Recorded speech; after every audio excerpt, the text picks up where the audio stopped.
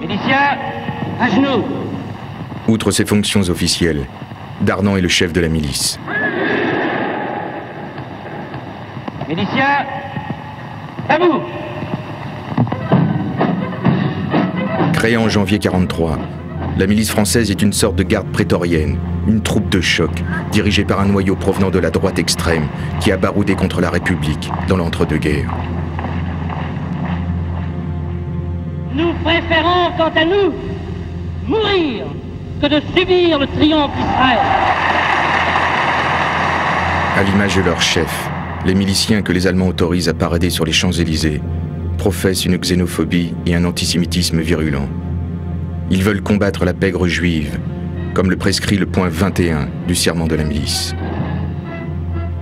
Je suis heureux de savoir que grâce à la milice, j'ai des troupes fidèles un peu partout en France, déclare le maréchal, dans un éclair de lucidité. La milice détient le véritable pouvoir, commet des crimes abominables, pourchasse les résistants. Les miliciens sont lancés systématiquement contre les maquis. En mars 1944, ils épaulent les troupes allemandes dans l'assaut du maquis des Glières.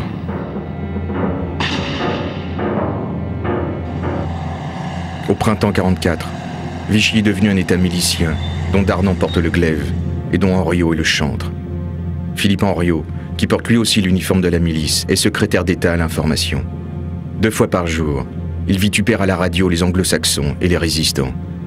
« Écoutez bien Henriot, il a ma confiance », dit encore Pétain. Une petite minorité de Français a choisi l'Allemagne nazie, dont ils souhaitent la victoire. Ses chefs, comme Doriot qui a combattu sur le front russe, entraînent quelques milliers de fanatiques prêts à servir sur l'uniforme allemand.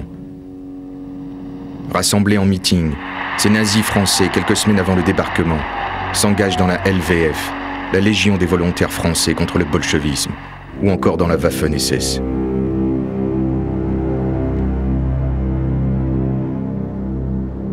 Je suis en ce moment sur le quai de la gare de l'Est. Un très important contingent de la Légion des volontaires français contre le bolchevisme part pour le front de l'Est et, coïncidence émouvante, dans ce même train part un contingent de Waffen-SS français.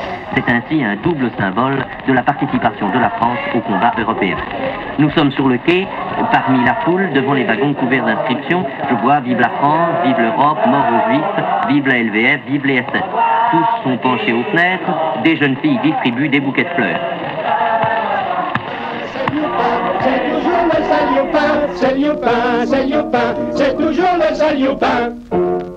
Marqués, parqués, déportés, les Juifs continuent d'alimenter la verve des chansonniers de Radio Paris.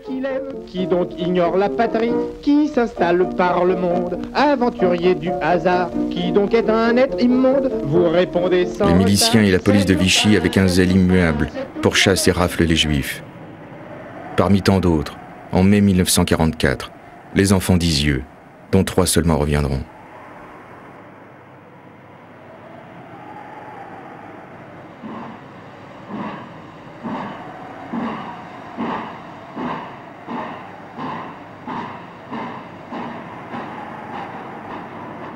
Entre janvier et mai, les trains de la mort emmènent 10 000 juifs de Drancy à Auschwitz. À cette date, dans les cercles dirigeants de la collaboration d'État, nul n'ignore ce qui les attend au bout de ce grand voyage.